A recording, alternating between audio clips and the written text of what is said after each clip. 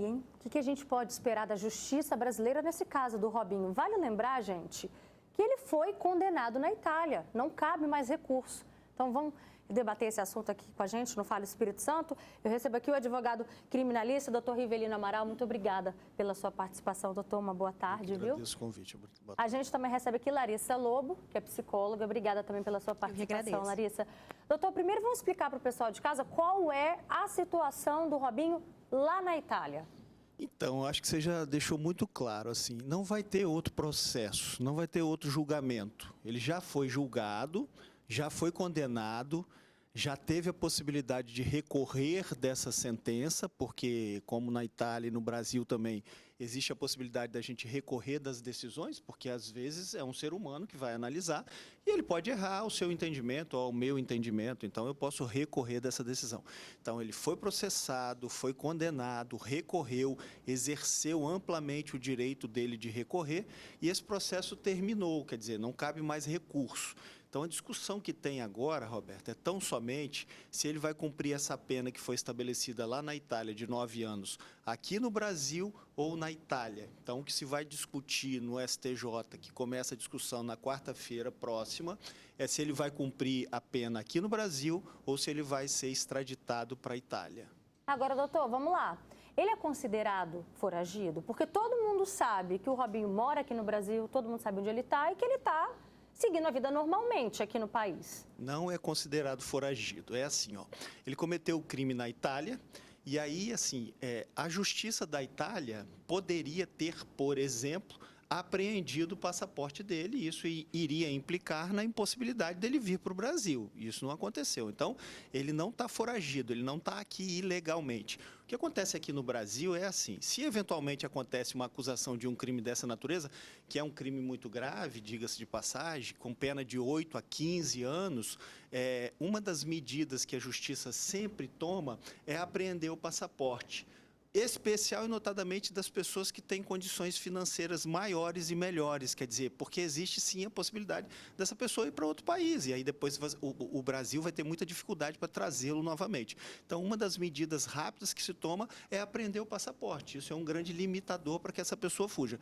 Mas assim, respondendo a sua pergunta, não, ele não está foragido, ele veio legalmente para o Brasil, e a discussão que é posta hoje, então, é assim, olha, ele foi processado na Itália, ele exerceu amplamente o direito de defesa, ele apresentou a sua versão sobre os fatos, o juiz da Itália entendeu então que de fato ele cometeu o crime de estupro, que como eu disse é um crime grave, houve a condenação, houveram os recursos e agora a discussão é tão somente se ele vai cumprir essa pena de 9 anos, que é uma pena de certa forma alta, se ele vai cumprir essa pena de 9 anos aqui no Brasil ou na Itália.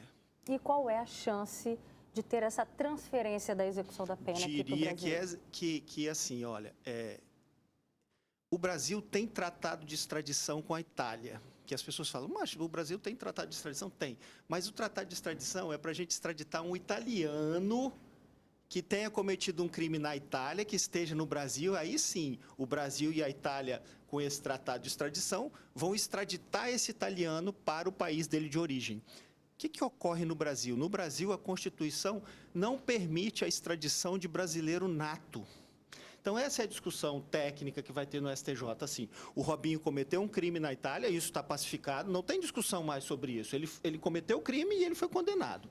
Não vai ter discussão no STJ quarta-feira, não vão ouvir o Robinho, não vão ouvir testemunha, não vão ver áudio, vídeo, nada. A única discussão é assim, nós temos tratado de extradição com a Itália? Temos. Robinho é italiano? Não, o Robinho é brasileiro, então ele não vai ser extraditado. Então, a minha opinião é que o Robinho vai cumprir essa pena aqui no Brasil. Então, eles vão remeter o processo para o Brasil, ele vai ser todo traduzido com um tradutor oficial, e aí ele vai cumprir essa pena aqui no Brasil com a lei regida pelo Brasil, a Lei de Execuções Penais. Isso vai ter uma implicação de que ele cumpra mais ou menos 40% dessa pena que foi imposta. Então, o Robinho vai ficar preso, nas minhas contas, perto de 4 anos. Daqui a pouquinho você vai explicar para a gente o porquê, né? Como que fica o futuro dele aqui, por que diminui até então 9 anos a pena lá e por que diminui aqui no Brasil.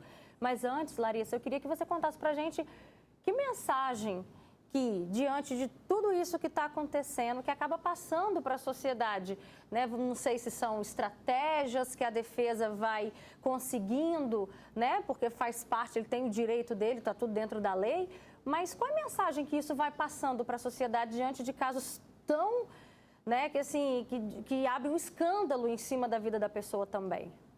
Com certeza, Beta.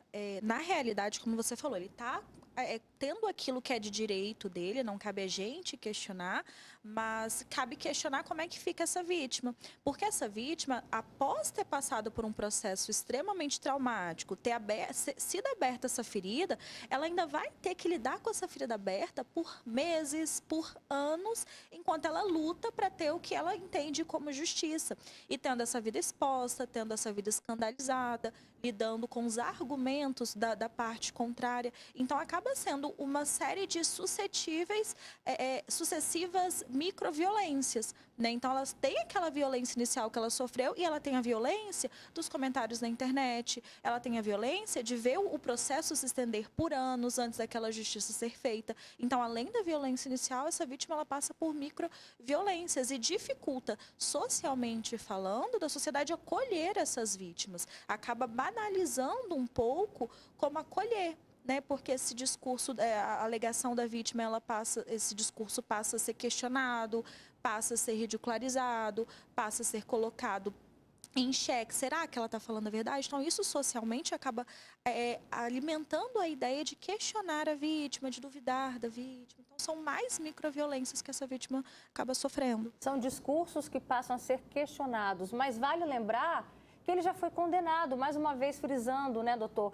Então, ele pede ali na reportagem que ele quer, né, ter essa voz ouvida. Não tem mais essa chance. Não tem cabimento o que ele está dizendo. Ele está falando uma coisa totalmente desencontrada da realidade. Eu não sei te dizer porquê, talvez por tese de defesa dele, enfim. Mas não tem discussão de absolutamente nada. Ele já foi processado e já foi condenado. Queria só fazer uma observação. A pena para crime dessa natureza aqui no Brasil é de 8 a 15 anos. Com certeza, se ele tivesse sido processado, tivesse cometido esse crime aqui, a pena dele seria maior de 9 anos, com certeza absoluta. Porque a gente fala muito que a lei do Brasil é uma lei frágil, que as pessoas não ficam presas sim. O Brasil é o terceiro país no mundo em população carcerária, quer dizer, o Brasil é o país que tem a maior população, o terceiro maior número de pessoas presas no mundo. O Espírito Santo tem 37 presídios. Todos os 37 presídios estão superlotados. A nossa capacidade de 13 mil tem 23 mil pessoas presas. Então, a gente prende sim, a gente está prendendo cada vez mais. E, assim, resumindo, não há discussão de absolutamente nada do processo do Robinho. A única discussão que vai ser posta quarta-feira, que é muito interessante, é um aspecto muito técnico, é da extradição. E extraditar, que é você mandar uma pessoa para outro país, você extradita, por exemplo, se tivesse um italiano aqui que cometeu um crime na Itália, e aí o tratado de extradição Brasil-Itália, que existe, iria fazer com que esse italiano fosse, então, deportado, extraditado para a Itália para ele cumprir a pena lá. Como o Robinho cometeu o crime lá na Itália, mas ele é brasileiro nato e ele está no Brasil, o Brasil não vai permitir, por força da Constituição, não é que o ministro é bonzinho, malzinho, o advogado dele é bom, o Robinho é bom, ruim, não. A Constituição, que é a lei maior, fala brasileiro nato que cometa crime em outro país não vai ser extraditado. Então, a gente só extradita quem é de outro país. Se tiver um indiano que cometeu um crime na Índia, nós vamos extraditá-lo. O Robinho, a discussão é só essa, assim. Ele vai cumprir pena aqui ou na Itália. A meu sentir, ele vai cumprir a pena aqui no Brasil. Olha só, tem até um comentário aqui do Irineu Santana, ele participa e diz: boa tarde, Roberto e convidados. Boa tarde, Irineu. Obrigada, viu, pela sua participação. Ele fala, inclusive, que a audiência está garantida, elogia o tema do programa e fala, independentemente do país onde foi processado, né, se ele deve, tem que pagar pelo seu crime, seja famoso ou não. Doutor, sendo aqui no Brasil, por que reduziria essa pena de 9 para 4 anos? Não, então, não reduziria para 9. É assim, ó. a Itália também, o Brasil, ele tem progressão de regime. Nós temos 3 regimes de cumprimento de pena. No regime fechado, semiaberto e aberto. Então, a pessoa fica um tempo no fechado, se ela cumprir determinado número de meses, ela passa para o regime semiaberto e depois para o aberto. Pelas contas que eu fiz, com base na lei, de 40%, ele vai ficar uns 4 anos no fechado, depois progride para o semiaberto e depois progride para o aberto. Na Itália também é da mesma forma. E eu diria até mais, se ele tivesse sido, como eu disse, processado aqui no Brasil, certamente a pena dele seria maior até que 9 anos. Outra coisa, o juiz, quando julga um processo, e processo dessa natureza é difícil de ter prova, você vê, né? Fica a palavra de um contra a palavra de outro, enfim, porque via de regra não tem comprovação. O juiz leva em consideração absolutamente tudo. E o fato da pessoa ser famosa não quer dizer absolutamente nada. Não ajuda em nada e não atrapalha em nada. Mas a vítima não ter condições de reagir ou de entender o caráter ilícito da ação faz com que a pena seja maior. Porque você tem uma vítima, via de regra é homem contra mulher, mas pode ser homem com homem, mulher com mulher, enfim, mas via de regra é homem e vítima mulher. Se a mulher consegue, se ela está em pleno vigor físico e tudo mais, se ela consegue reagir, a gente está diante de um crime de estupro. Se ela não consegue reagir por embriaguez, por uso de droga, o que quer que seja, ou uma limitação física, ela está machucada, enfim, a pena é maior. Então, a gente está diante de um crime de estupro de vulnerável, quer dizer, a capacidade, e ele mesmo disse isso na reportagem, que ela tinha bebido, enfim, a capacidade dela reduzida faz com que a pena dele seja maior. Porque, quer dizer, é um facilitador. Se você vai agredir uma pessoa que está embriagada, você vai ter uma condição muito maior de vencer essa agressão, né? E o estupro, ele tem que ter violência ou grave ameaça para a gente falar de estupro. E é conjunção carnal ou ato libidinoso. Então, se essa pessoa, então, como o processo mostrou, estava sob efeito de álcool, a pena dele é maior.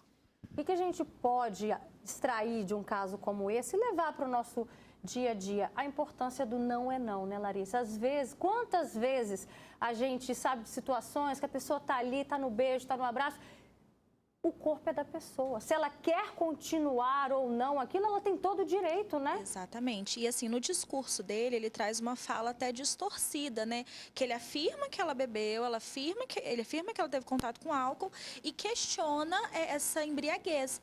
Mas não tem esse 880, né? Ele não teria como, naquele momento, medir a capacidade dela. A partir do momento que ela fez o uso do álcool, o álcool ele já vai ser capaz de suprimir, diminuir a atividade de várias funções executivas cerebrais. Então, controle do impulso dela, o controle inibitório, né? Ela controlar uma ação, ela ponderar alguma coisa vai ficar mais dificultado, ela racionalizar a situação vai ter um prejuízo. Então, de forma geral, nas funções neuropsicológicas daquela pessoa, a partir do momento que o álcool entra, ela já tem uma diminuição do quanto essas funções vão estar ativas.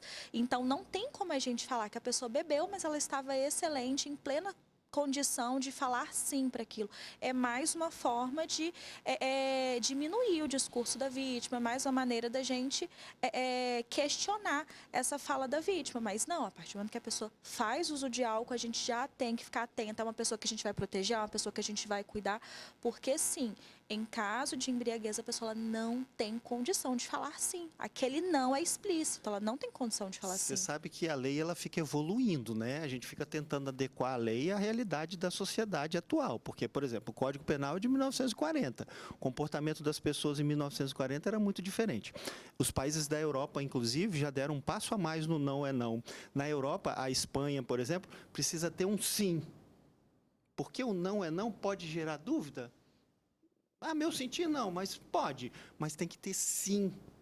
A vítima precisa dizer sim, eu quero. Se não tiver sim, eu quero, não pode haver absolutamente nada. Então, quer dizer, a legislação ela vai tentando se adequar à nova realidade, né? As coisas vão acontecendo, a sociedade vai evoluindo, vai modificando o comportamento, então a lei tem que ficar se adequando a essas atualidades. E a gente precisa mesmo evoluir, até porque, olha só, teve um outro caso, doutor Rivelino, que de outro brasileiro também ganhou uma grande proporção, que ele foi condenado por estupro e que nunca chegou a cumprir pena, que foi o técnico Cuca, né? É que o tribunal de Berna anulou a sentença que havia condenado Cuca por ter mantido relações sexuais com uma adolescente de 13 anos durante uma excursão do Grêmio à Suíça, isso em 1987, gente.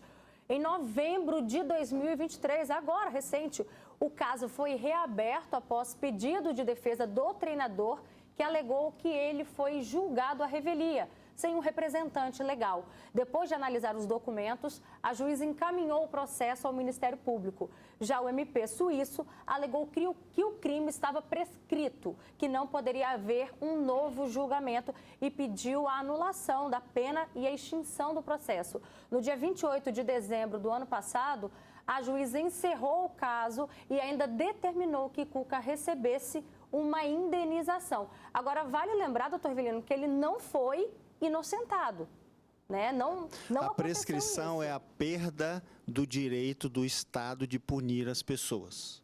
Então, quer dizer, o Estado, ele tem o direito de punir, nós escolhemos, nós, sociedade, escolhemos que o Estado, o juiz, iria, então, decidir os conflitos de interesses e punir as pessoas. Mas ele precisa punir, dar resposta, melhor dizendo, condenar ou absolver num tempo X. Cada crime tem um prazo prescricional. Não dá para falar, o crime tal é tanto tempo, tem que olhar a pena, enfim. Então, cada crime tem um prazo prescricional. Então, ele precisa dar a resposta. Se ele não der a resposta, o Estado perde o direito de punir aquela pessoa. E é isso que aconteceu.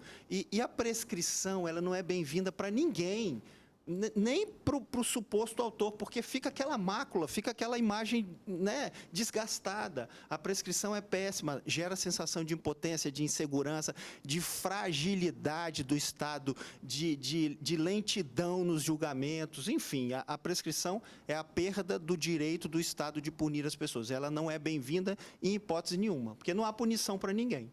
Agora, nesse caso do Cuca, quando aconteceu toda essa história, houve até uma tentativa de abafar o assunto e hoje a gente vê que o comportamento da sociedade já não aceita mais isso, né? É importante a gente falar dessa mudança de comportamento porque a sociedade vai mostrando uma indignação com assuntos. Sim, com certeza. E isso é importante, né, Larissa? A gente ter essa consciência, a gente mudar, a gente querer essa mudança. Sim, isso é resultado justamente dessas evoluções, né? Desses pequenos passinhos que a gente, enquanto sociedade, dá.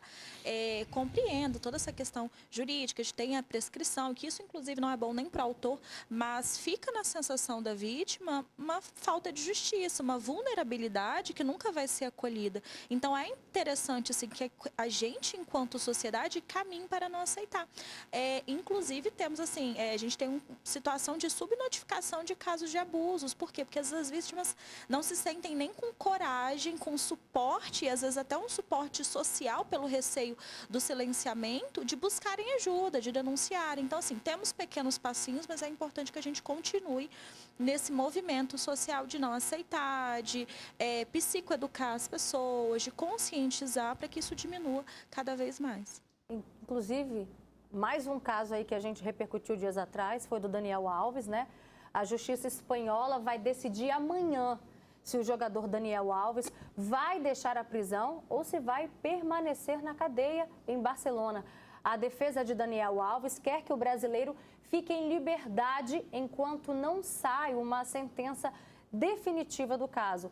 Em fevereiro deste ano, o lateral esquerdo foi condenado a 4 anos e 6 meses de prisão pelo crime de estupro. Mas a advogada do ex-lateral, a Inês Guardiola, entrou com recurso para recorrer à sentença. O estupro teria acontecido em dezembro de 2022 em uma boate de Barcelona. Daniel Alves está preso desde janeiro do ano passado.